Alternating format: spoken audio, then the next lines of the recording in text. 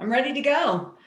Well, hello, welcome everybody. Thanks so much for joining us today. My name is Samin Dadalahi. I am the Chief Operating Officer at the Wyoming Community Foundation, and I am the moderator for the discussion today. I have a few housekeeping items before we begin. We are going to try to leave about 10 minutes at the end of this session so that we can answer any questions from audience members. So please just type your questions into the chat. We do have somebody that will be looking over all of that information as it comes in.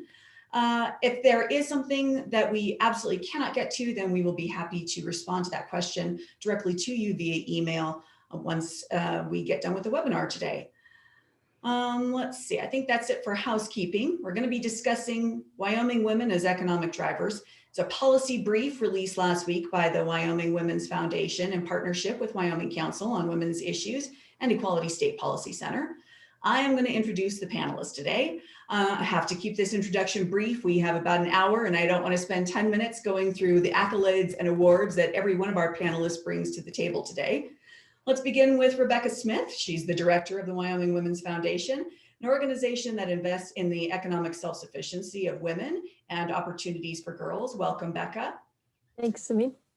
Jennifer Wilmette is the board chair for Wyoming Council on Women's Issues. Council is a gubernatorial appointed board of 14 members focused on the status of women in Wyoming. And Jennifer is also a teacher at Rock Springs High School. Welcome, Jennifer. Thanks, Samin.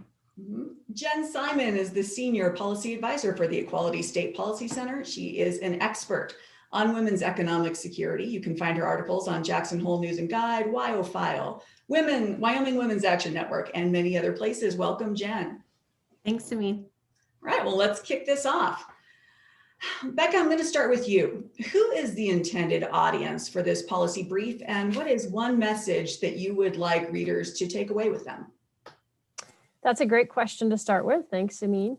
The intended audience is really pretty varied. We tried to make this brief really accessible to a lot of different audiences, including our decision makers around the state, and as well as folks that are working in the fields, so working in nonprofits, working at state agencies, and people that are trying to advance economic security for the state, as well as that are interested in women's economic self-sufficiency. We also hope that individuals will use this to inform themselves on any issues that they might be interested in weighing in on when it comes to getting in touch with their legislators or their local decision makers. Okay, well, how about the takeaway message? So when somebody gets done reading this report, what is the one thing that you would want them to remember? Right, sorry, I didn't get to that before. So I think that one of the most important things is really just the impact that women have on Wyoming's economy.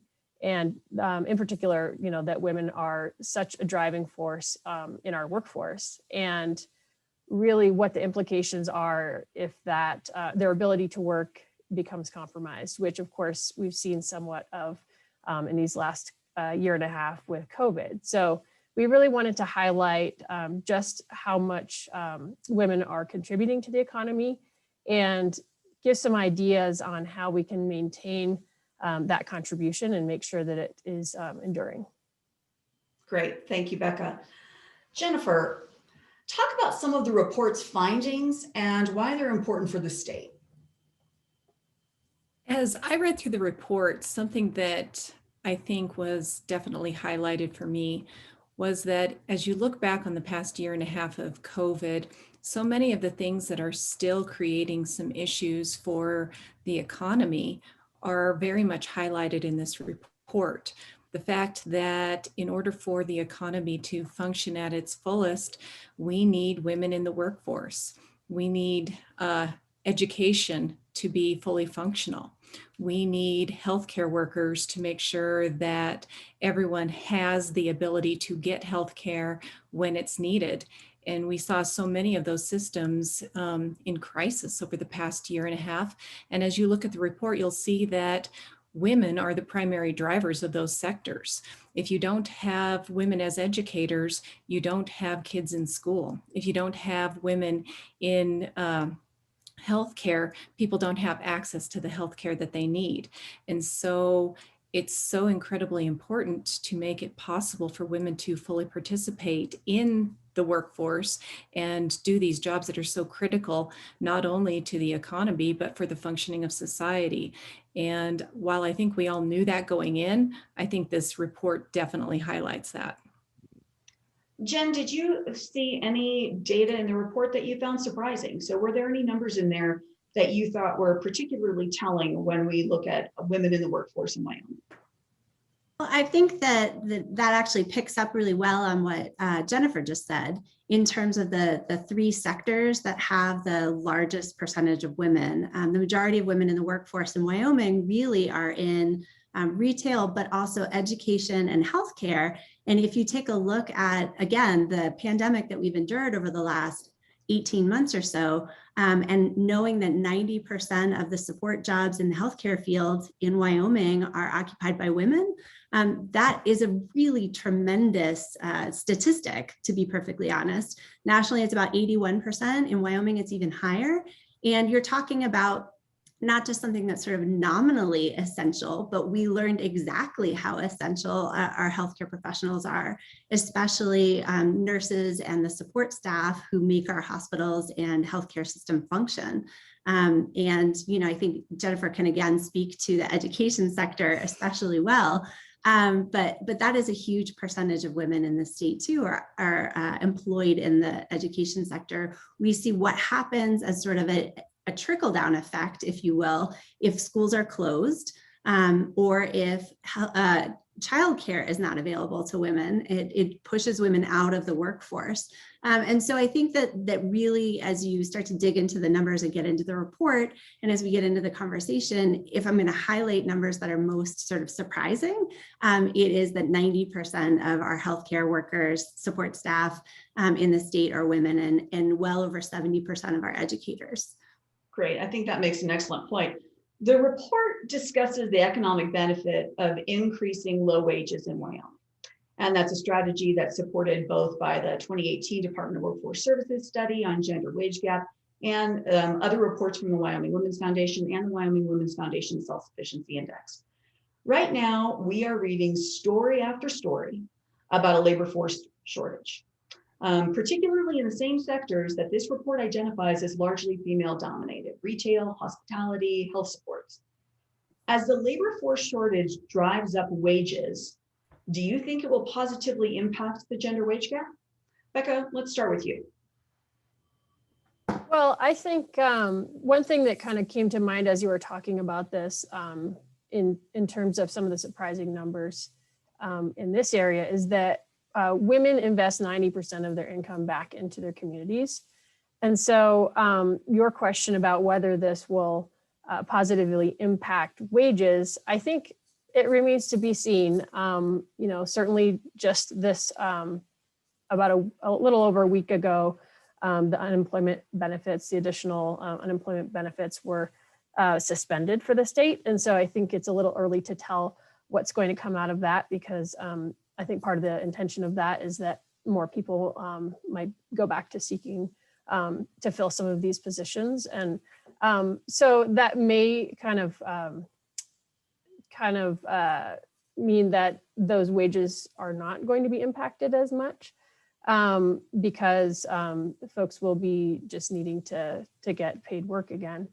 However, I think that when you look at, and you know, I'm not certainly an economist, but just looking at supply and demand, there's really a big demand for workers right now. And so raising those wages is certainly something that would, I think, you know, put people on the same, sort of the same ground as some of the increased benefits that they're receiving, and really seeing that maybe that's an issue, is that these wages aren't sufficient enough. And so raising those wages to get people back into some of these jobs really could have an impact. So I think that it just really remains to be seen. It'll be very interesting to look at the data, which of course we won't see right away, on what wages look like in the latter half of 2021, as we do more wage studies in the next year or so.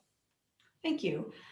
Jen, on that same topic, we've seen a lot of states increase the minimum wage in their area. Do you think we should just wait for market conditions to change wages in Wyoming, or do you think we need active legislation to do so? Well, Samin, that's a great question. I think that there really has to be a combination of factors, right? You do have a really constrained labor market at the moment, which hopefully will drive wages up, because one of the reasons, just to tack on to the answer that Becca gave, that we've actually seen the gender wage gap get a little bit closer in Wyoming in the last couple of years is because men's wages have gone down, not because women's wages have gone up. And that is not the desirable condition for anyone, right? We want men's wages in this state to stay strong and high. We also want women's wages to follow suit. And so there are a couple of things that I would say we do, the market will correct some of those things. So it will drive some wages higher in a constrained labor market. But by the same token, what we've seen from other states is that you really do have to have some policies in place. You really do have to have wage transparency, for example. That's one of the policy recommendations that is in the report. That's something that we've seen in other states has been really effective. And even in our own state, you can see where that's an effective tool in closing the gender wage gap. Because if you look at it, it shows by sector, and the governmental sectors that already publish their wages. So you already know what pay band you would fit into based on your skills and the job you're applying for. Those are the places in Wyoming that really have the smallest gender wage gap. So I think that there's some really simple, cost-effective, in a lot of cases, free policies that can be put into place. They don't cost money out of the general fund, but they start to shift how people conduct business and what they do with wages. It also helps the employee think about how they want to engage in the job search. And how they want to engage with their employer. And so it's got to be a combination of all things. The market can't fix everything, and the government can't fix everything, and shouldn't, for that matter. That's great. Thank you, Jen. Wage transparency, I think that is going to be very important and something that we could do with a lot more of through all of our different sectors. Jennifer, let's go to you. So this question is for you. The report comes out at the same moment as the governor's Survive, Drive, Thrive report about Wyoming's future.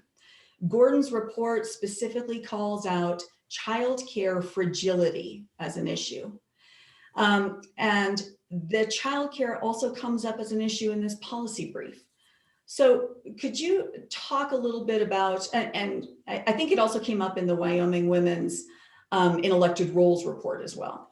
So talk a little bit about childcare as part of a strong economy. Thank you, Samin. I can speak specifically to being in education. I'm seeing a lot of the impact of this fragility in the lives of my students, my coworkers. It's happening so much, and this past year really highlighted that. I had several students who ended up having to stay home and do online school because their parents couldn't find childcare for their younger siblings. So they didn't have the option of going back in person to school. They had to stay home because their parents needed them. My coworkers who have children in daycare, when the daycare would shut down for 2 weeks because of quarantine, they were left scrambling to try to work from home with their kids in tow. And that really made it hard for them to be able to do their jobs. And it's as simple as school having to shut down for a day for a snow day can send a woman's ability to participate in the workforce into a tailspin, because if they do not have the infrastructure to be able to have someone as a backup for their child when the childcare falls down or they can't send their kids to school, it can lead to them having to call into work and not get paid for that day if they don't have any sick leave. It can lead to them losing their jobs. And it's this big cycle. And I look at childcare as kind of like a big Jenga, and you pull one piece out from the bottom of the structure and the whole thing falls apart. So the fact that Governor Gordon did highlight that in that report is very encouraging. And I believe that that indicates that we are acknowledging it is a problem and we are hoping to address it in the future. So I'm looking forward to seeing what comes from that. Great, thank you. Becca, do you have anything to add to that? When we talk about the fragility of our childcare systems, and we know that childcare facilities are dominated by women, like many other sectors, what do you think are some of the reasons for that childcare fragility? Well, I think what you just mentioned, it's a the workers there are predominantly women, and really the folks affected by the closing of these centers it's going to fall predominantly on women as well. So I think that double that those dual factors right now with what's going on with women in the workforce definitely contribute to the fragility. I would like to see more data on this, just exactly how many childcare centers have been closed in Wyoming the past 18 months. I definitely have heard anecdotally a lot of information about this from different communities, and the Women's Foundation, which is a grant-making organization. A lot of these are nonprofit organizations, right? Some of these childcare centers. And so we've noticed an uptick in folks needing assistance to keep their childcare centers going. And they've started to request that funding from us. And so, and they're making a really great case that women in their community are not able to work because they can't find childcare. And so, and I'm seeing something in the chat about Inlander. We've had 4 daycare facilities that are for-profit close. And so that's a really great example of a community that is in crisis because they're not able to sustain what the population is. And, often, of course, the childcare, almost always the childcare is going to fall to the mom in a 2-parent relationship because of the wage gap. And so the wage gap really comes into play when it comes to childcare as well, because when you're looking at which parent is going to stay home, it's going to, almost always be the one that's making less money. And so the wage gap in each family contributes to women having more being more affected by this, of course, as well. There was also some discussion about low wages in the childcare sector, so that unemployment benefits were actually greater than wages that were being paid. So following up on that, on Monday, June 21st, it was Child Tax Credit Awareness Day. CTC has the ability to give most families between $250 to $300 per child per month. Do you think that making the child tax credit a permanent part of a permanent tax credit is enough to stabilize childcare systems and decrease poverty in Wyoming? Jen, I'm going to ask that question of you. Well, I would like to think that it certainly will help. I do not think that there is such thing as a silver bullet. And so I'm not going to be willing to concede that that is a silver bullet. But certainly in terms of your question about stabilizing things, I think for a lot of families that will in fact start to stabilize. I think, though, that, again, we have to have multifaceted solutions to these problems. So whether we're talking about childcare or whether we're talking about the gender wage gap, as Becca pointed out, there is a gender wage gap component to the childcare fragility issue. There is absolutely an infrastructure problem related to the childcare issue in this state, right? I know that in our community, we have multiple in-home daycares. Some of the, they are licensed and certified and all of that. However, zoning and HOA restrictions will start to drive them out of business here in a second. So you actually have a zoning question there. You actually have some HOA responsibilities. So again, there isn't one single solution. So part of, I think, what's important about this brief and other briefs and the work that all 3 of these organizations are doing is to raise awareness and have conversations like this so that we can start to talk about how you address something as complicated as the childcare fragility issue in the state of Wyoming, in that larger context of how does it really impact not just an individual mom or an individual kiddo or a specific family, but you have to broaden that out to how is it impacting the community, and then really broadly, how does it impact the state's economy? So yes, the child tax credit is an important component of that, but it has to be one leg of a stool. It has to be a situation where we start to talk about what are the wages in the childcare sector. They are among the lowest wages in the country when you look at that sector. If I'm not mistaken, it's an average of $11.24 an hour. And we're really actually talking about how we take care of the next generation of our communities. I know that the US Chamber of Commerce has gotten really actually involved and invested in early childhood education and childcare as an issue. They feel it's a business issue, an economic issue, and have put out really strong plans for how businesses can help advocate for it, so that there is a market piece to this, there is a business-led piece to this, and of course there is a governmental-led piece to this. And that's where the child tax credit fits in. I saw in the chat that there's a question about how Montana might be using their ARPA funds to shore up their childcare system. That is absolutely something that Wyoming can and should be looking at as we move through this interim session and toward a budget session. And there are actually a number of organizations across the state that are really interested in having those conversations, because there's some best practices out there that Wyoming could be adopting that would supplement that child tax credit and start to build up the other legs of the stool.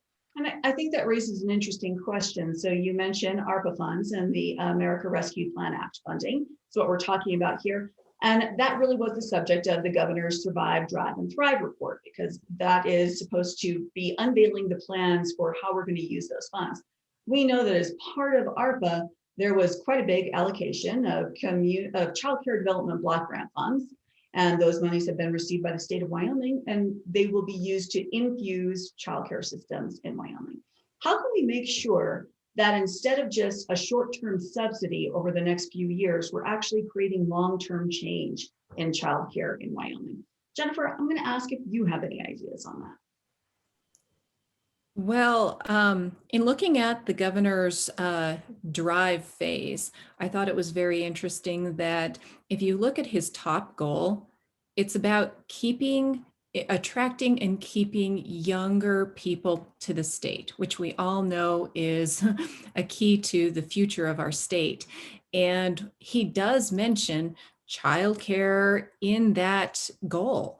And so looking at that, if you look at all of the key pieces of that goal, all of those things are interconnected to creating a family-oriented community type of community that makes it so that people want to come here and want to stay here.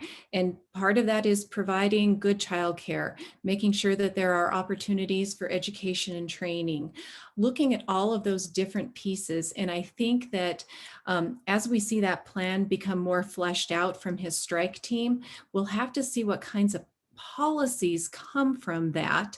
And right now it's kind of in the beginning phases, but if they can come up with some policies that actually address these different issues, I think it will have a major impact, because as Jen pointed out, this is really an interconnected web of all different kinds of issues. And you don't just pick up one string and it's all on its own. You pick up one string and it impacts everything else. So if they come up with some good policies, and right now it's kind of in the beginning phases, so it's hard to say exactly where this is going to go, but I believe that having that on the radar is a key to looking at how those funds can be spent in trying to move all of these conversations forward. My hope is that with a strike team that only has 16% women represented on it, that it will get the attention that it deserves, and we'll have some people who really understand the types of policies that need to be put into place. But we'll just keep our fingers crossed on that one. Samin, I might add, if I might, that, you know, I think we're thinking primarily about childcare for younger children, but when you also think about the opportunities for after school programming, Right. I know that there's a big effort on behalf of our sister priority fund here at the Wyoming Community Foundation, the Wyoming After School Alliance, to advocate for funding for after school programs, which is a really good way to support older children as well. So I would just say that that's part of the picture as well. And has many of the same issues that we think of when it comes to traditional childcare. So bolstering all of those systems will definitely be important. When we are talking about all of these issues, how is Wyoming women as economic drivers part of a larger conversation about women's participation in the workforce? So this paper is making a case, right? Why do we need to make that case? It seems as though it should be self-evident, yet we don't see that being put into practice. Becca, why don't you go ahead and start? So I think that it's important to just state it because not everyone's thinking about it. Okay. And so we do want to, a lot of our role is to raise awareness about women's economic self-sufficiency in Wyoming. And, some of the specific data that's brought forth in this report really isn't something that's on the tip of our tongues, just how important women's role are in the workforce. And so, for instance, you may not have been able to bring up that statistic that 90% of the healthcare workforce is women. And so I think it just really highlights just how important women are to the economy, and just brings to the discussion, brings awareness of women as a group that could benefit from certain policies.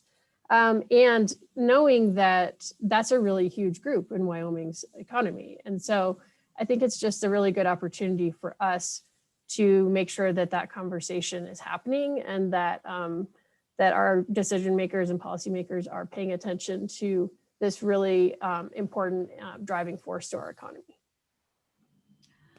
Jen, how about you? Do you agree, 50% of the population or 49% of the population in Wyoming is women? We should know that women are an important part of the economic sector.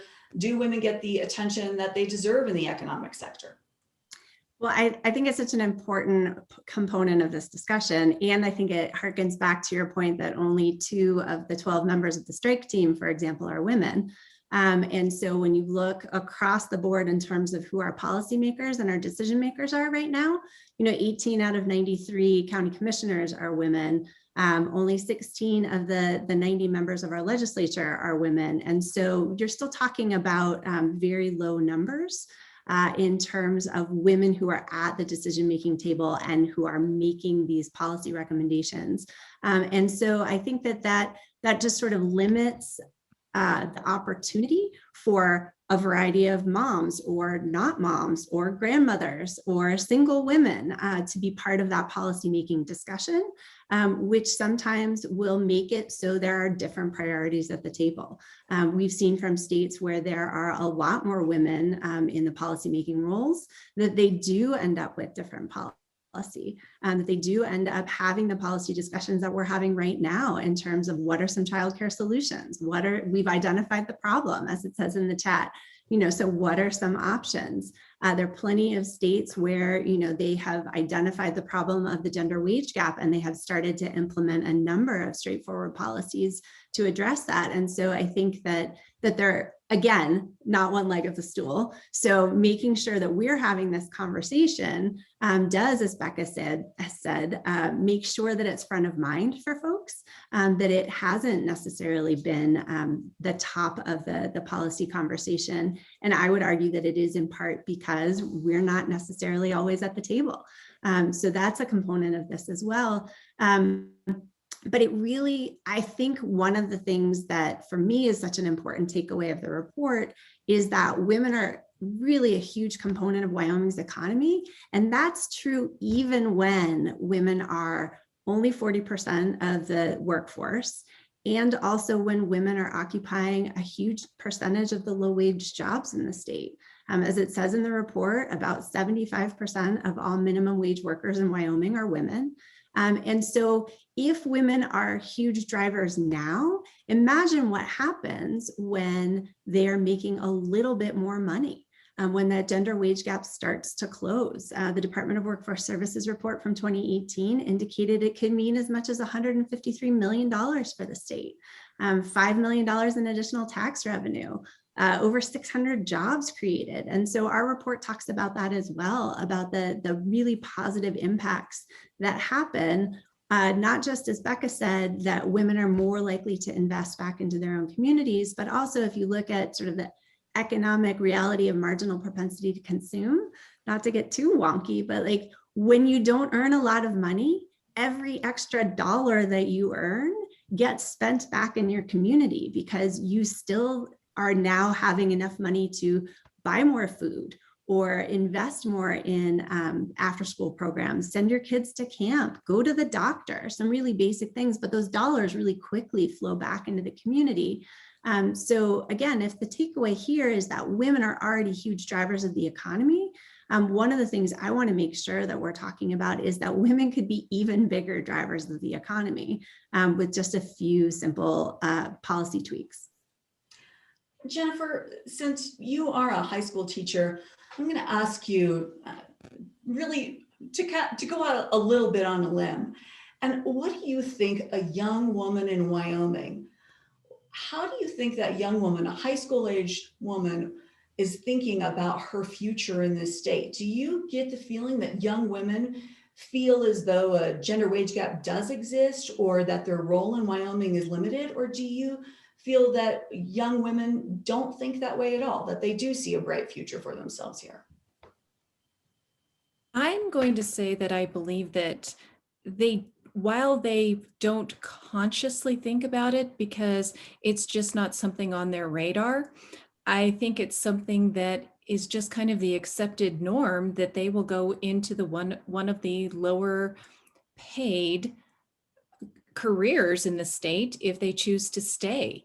I think that a lot of them are like, well, if I stay here, I'm going to do, X, Y, or Z, and they can't look forward to the, huge pay amounts that a lot of the young men seem to take for granted. And so while I don't think it's an actual conversation that they're having of, if I stay here, I will regret it because I won't make much, or I'll only have opportunities in these sectors, I think it's just something that we kind of funnel them into that because that's what's expected. That's the norm.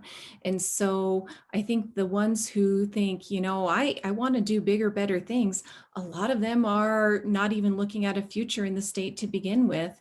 And could they actually, put that into words and say that's why they're leaving, is because Wyoming doesn't offer them opportunities as females?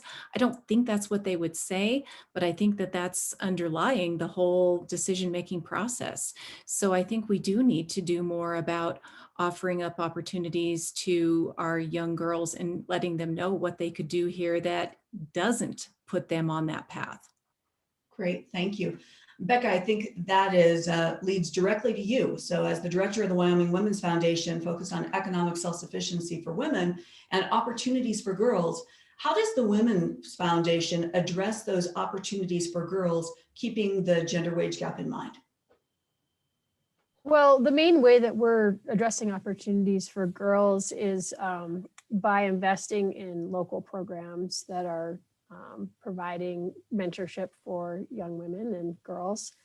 So a lot of those are 4-H programs or after school programs. And what we're looking for are really programs that link successful women in the state, for instance, that are holding jobs that give them a self-sufficient wage where they're able to earn enough to support their family and for their future. Link them back to some of the girls that may be struggling to have that vision for themselves or that need some extra mentorship in that area. So I would say that's the primary area that we're investing in.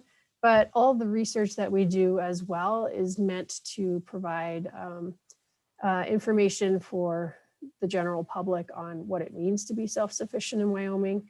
And so, I would highlight the self-sufficiency standard for Wyoming, which is a measure of how much income is required for a family to live without public or private assistance.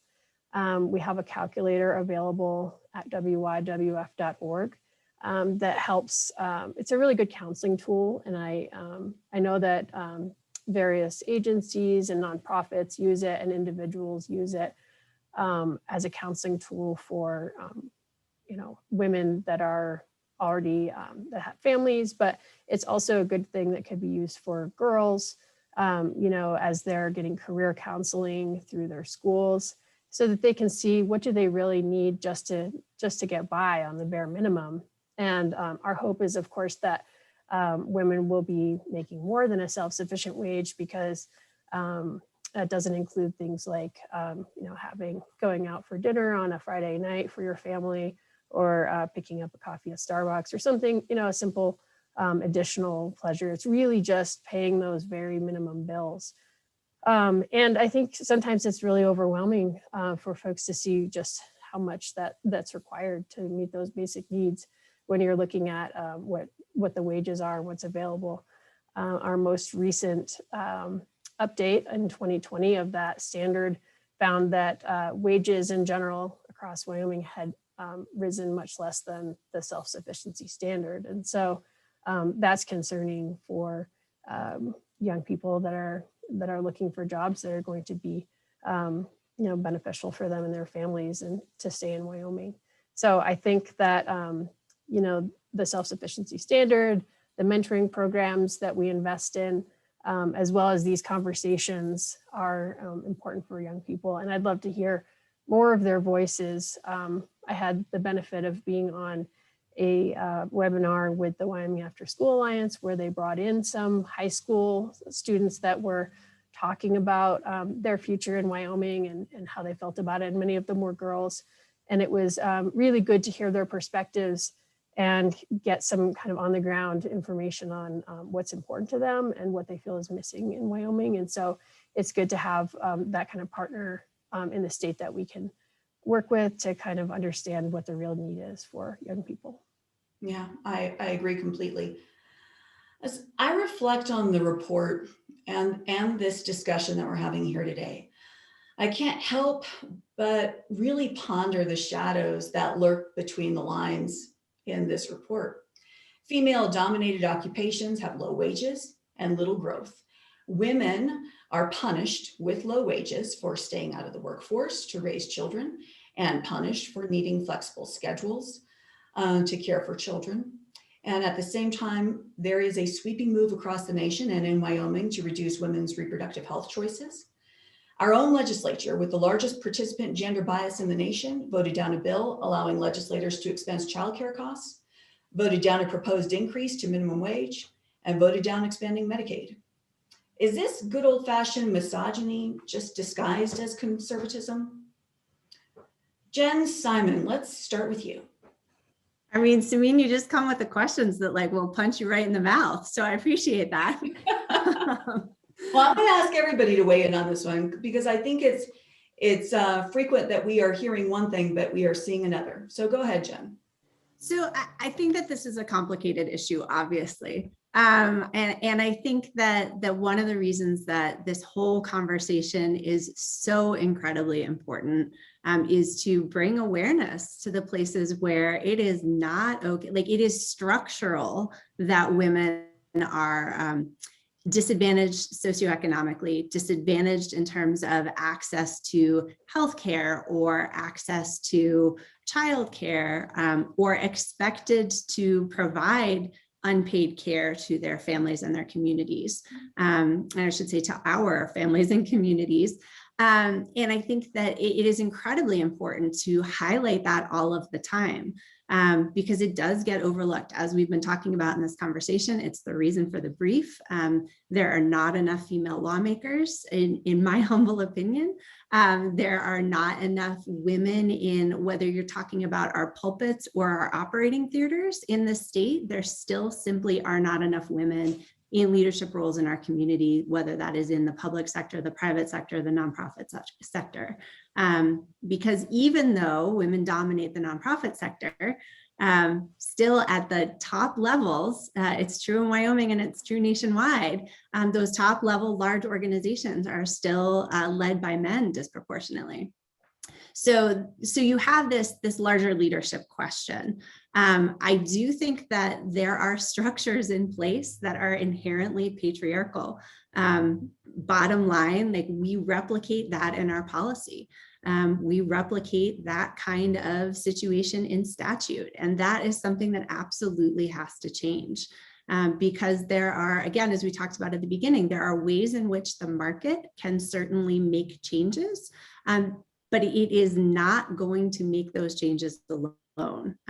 And we have seen evidence from multiple other states that when you start to enact policy that actually undoes some of the systemic disadvantages that we've created for women, that actually communities thrive, that actually those states have much stronger economies. Those are states that are attracting more families. So if we go back to Jennifer's point about the governor's first goal in the drive section of the report, attract and retain not just young people, but families to raise their children here.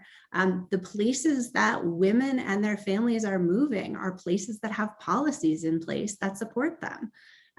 So I am not totally comfortable saying that conservatism is in fact sort of, it's misogyny masquerading as conservatism, because I do think that there are very good conservative values that would still allow us to enact policies that would support our markets for making better decisions, that would support women and families to be more productive in our state.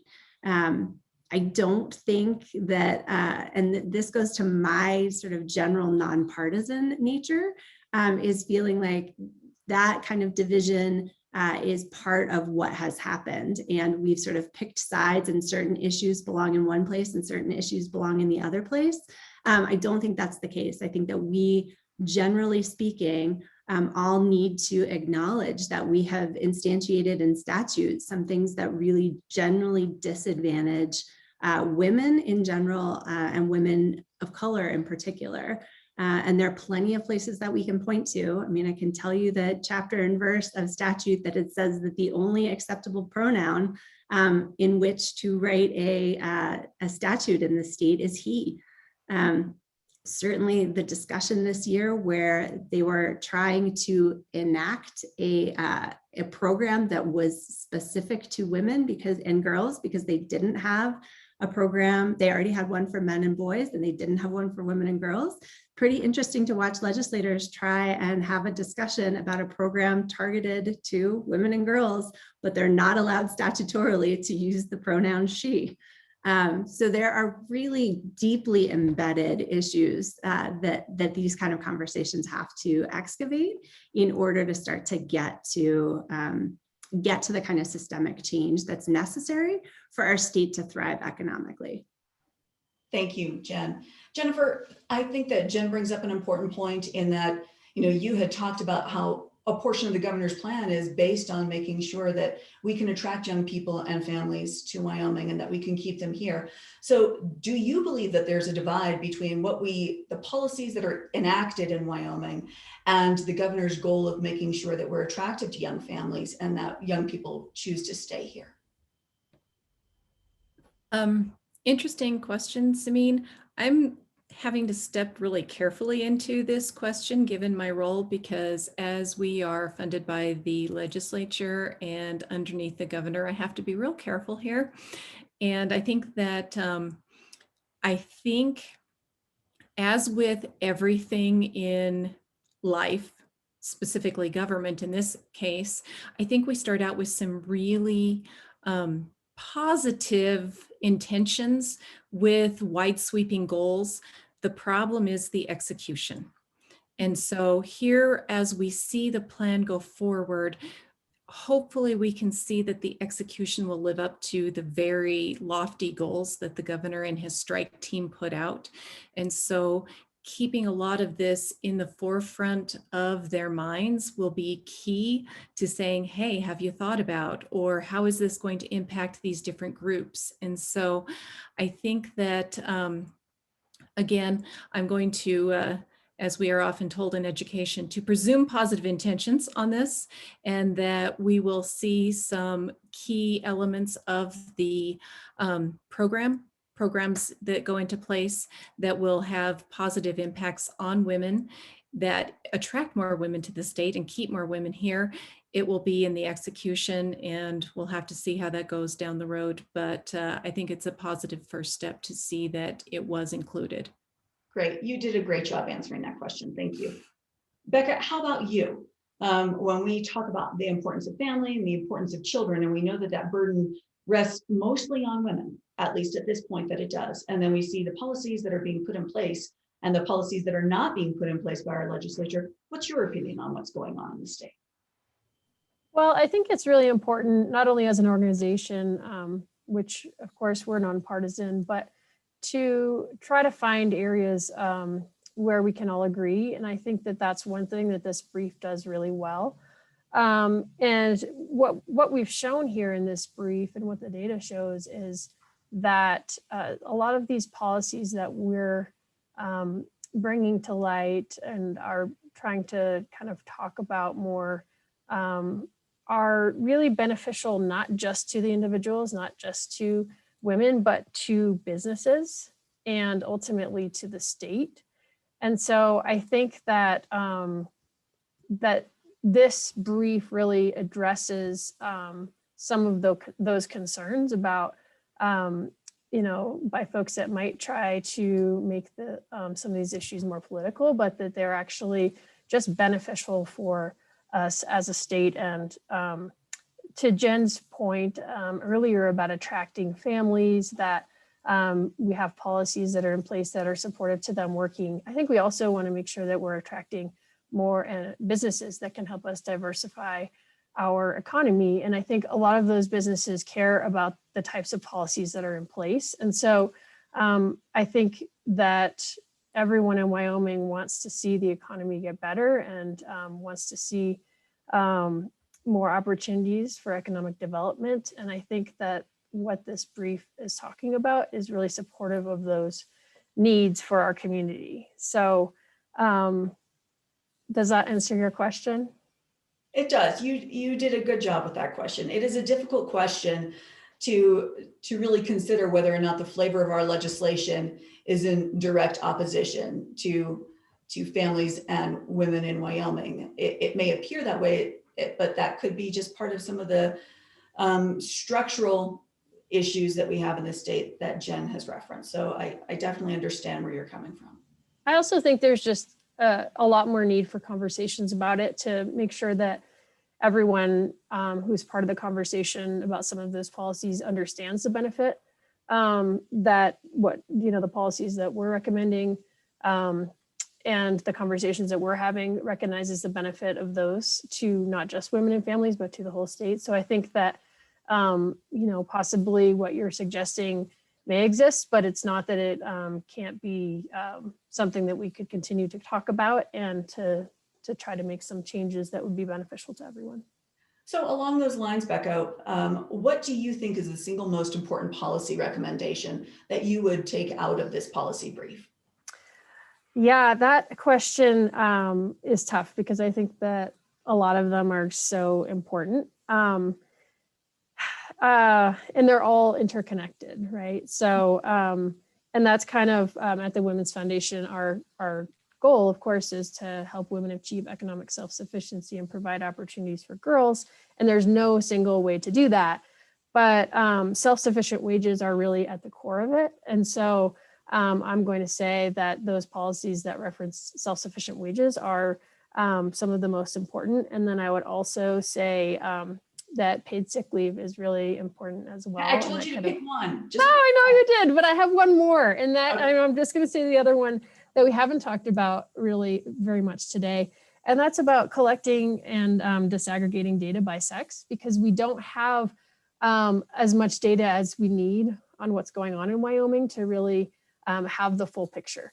And so that one I feel like is even more attainable than some of the others. And so that's the reason that I'll highlight that as, maybe that's our low hanging fruit. That's a great point. Okay, that was 3, I'm sorry. What you think you know and what you actually know can often be very different. I completely understand. Alex, I know that there have been questions in the chat. Do you want to bring up, would you mind reading any of those questions that we have in the chat right now that we haven't been able to address so far? Hey, I think you guys have actually done, you ladies have actually done a really great job of addressing all of the questions in the chat. We received one about funding that might be able to be used to invest in childcare centers. We also got an example from what's happening in Vermont that we can all look into later. I have the link. And then we were asked about specific policies. And so that last question, Becca brought in a couple. If there's any others, I know that there were a few more in the policy brief on the final page. But if there's any other direct policies, I think that that is a final question. Okay, great. Jen, how about you? I'll ask you the same question I asked Becca then, which is, what are the policy recommendations that you think are the most important that we can take out of the brief? I like that this is now an expanding question. It was one, and then she gave you three, and now it's, giving me the opportunity to say all of them. That's right. I do think that it's really important to pick up on Becca's last point about disaggregating data by sex. And I think that you put it really well, Samin, like you may think you know, but you don't necessarily know. And so collecting that information and making sure that it is available and that it's available at our local level.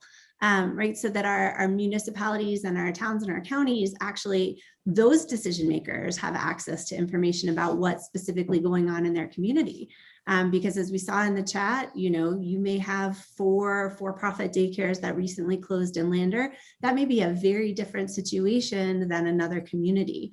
And so starting to really understand what's happening at a local level, because local government is going to be a hugely important component of how we start to address making sure that women are engaged in the workforce. So that disaggregate data by sex is super important.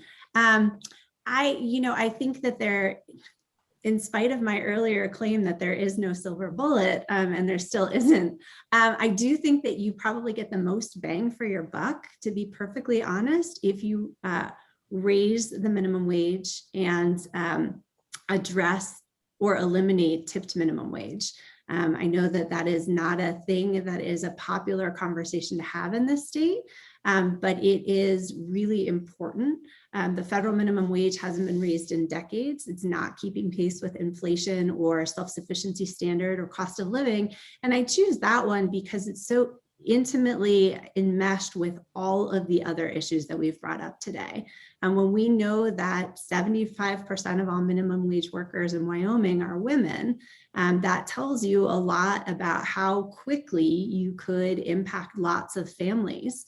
And then there's a further report that digs a little deeper that I think is actually maybe in a footnote in our report that comes from the Economic Policy Institute and indicates that there are more than 80,000 workers in Wyoming earning less than $15 an hour. And in particular, about 55 to 60,000 of those are women. So raising those lowest wages for those lowest wage workers who are disproportionately women will have the biggest impact, again, not just on those individuals, not just on their families, but on their ability to spend money in their communities, on their ability to really make a difference and participate more fully in their economies. And I think when you go to see the self-sufficiency standard, you'll see that most communities, those are really wages that you have to have for self-sufficiency. So yeah, if you're forcing me to pick one, I'm picking that one. Jennifer, my question for you is, both Becca and Jen have talked about minimum wage and disaggregated data. What do you think is the difficulty with that most people, businesses, and the government, although the government doesn't have this issue, about wage transparency? What is the concern about having more wage transparency that you hear from people in business or from other folks on the Women's Council? So why wouldn't that be more widely embraced? I believe that part of the problem is that that's kind of how things have always been done. I think it's just the tradition. And so it's kind of like, well, we can work behind the scenes to do this. And it's also that, constant ongoing fear of change. I think it's just they worry about what will happen if we do this, what are the negative consequences. And it's always easy to worry about what's going to happen but if you don't actually know because you haven't tried it, you don't know if that's going to be the outcome. So I think that that's where we sit is there are a lot of suppositions of what will happen if we do that. And a lot of them are, fear-based. We can't do that because it will negatively impact my business in these ways, when in reality, they haven't tried it out. So they don't know that might not be the case. And a lot of the data shows that it really would not necessarily have the impact that they believe it would. So I think that a lot of times we live in a fear-based, a state of fear of change. And so we lead with that rather than an openness to, hey, let's try it out and see if it works. And so I think that that's where we're at is we have to find a way to overcome that fear and move into the let's be open to the possibilities. Great, thank you. We know that women alone were 50-ish% of the population. So this is not, the gender wage gap is not a problem that just women can solve. We do need our wonderful counterparts. And I know that many men are more than willing to help in this with the gender wage gap and with these issues. So what do you think that men can do to change this system? What's one thing that men can do to change the system? Becca, I'm going to start with you. Well, I think I don't think it's necessarily something that men or women can do. I think it's everyone, can kind of do the same thing. But I guess there are some things that kind of fall to women, such as negotiating for their starting wage, for instance. But a lot of it is really not dependent on whether we're men or women. And so I think that a lot of the recommendations for closing the wage gap really are targeted at both men and women. And so like, for instance, as Jen mentioned, the majority of our legislature are men. And so when something like the wage transparency legislation comes up, that it's certainly falls on the majority to them to investigate and see, what is this legislation and how can it benefit all of us, and vote for it. So, I don't think that it's necessarily a gendered response that to close the wage gap for the most part. It's something that all of us can do. Jen, do you have another opinion, or do you can you think of anything that men can specifically do that would help reduce the gender wage gap? I think Becca makes a good point about, regardless of gender, voting for policies that really have been proven to advance not just women, but communities and the state's economy. I did write down earlier when you were asking Jennifer, I apologize, Wilmette, about what girls at the high school level are thinking. It took me back to a presentation that I gave pre-COVID that was about the gender wage gap, that included a number of girls who go to high school in Sublette County, who came up afterwards and spent probably 30, 45 minutes talking about this specific issue. And the question that stuck with me the most was, how do we get boys in our school to care about this? And so I think that is an important component of it too. As we have these conversations, that we should be having these conversations with everyone, that this isn't just, I will tell you that the audience that day included, I think, close to 100 people. And I don't think that there were more than 3 men there. And so it can't just be a closed conversation amongst women about, hey, what are we going to do? Because I think it goes back to your earlier question about how our policies and how our systems perpetuating this. We can't do this alone as individuals. because it's not an individual failing, it's a policy level problem. And we can't do it just as women because it's, again, a policy level problem and it's going to require some system change. So it requires buy-in across the board. And I know we're getting close to the end, so I'm going to stop talking about that so that Jennifer can get in a parting shot. And Jennifer, the same question. We know that women alone can't solve this problem. So what can men do to help change the system? I think both Becca and Jen make excellent points. And I think that it's not just an issue that men need to look at, it's other women that need to look at it as well. And I think that looking at the data that's available, I mean, the examples of the briefs that the Women's Foundation is putting out right now is so important to what is the real data behind what's going on so that they can make really informed decisions and not just go off of the, well, I think it's this, or this is what I've heard. What does the data say? So I think that, you know, educating themselves on the data is key.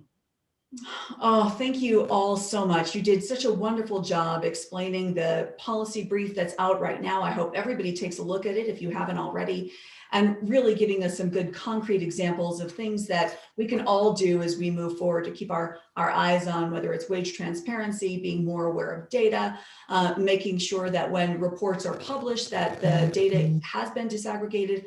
All of that is so important. So thank you, Becca. Thank you, Jen. Thank you, Jennifer. We appreciate your time today so much. And we're at 1 o'clock. Thanks, Samin. Thanks, Samin, and Thank thanks you. everyone for coming.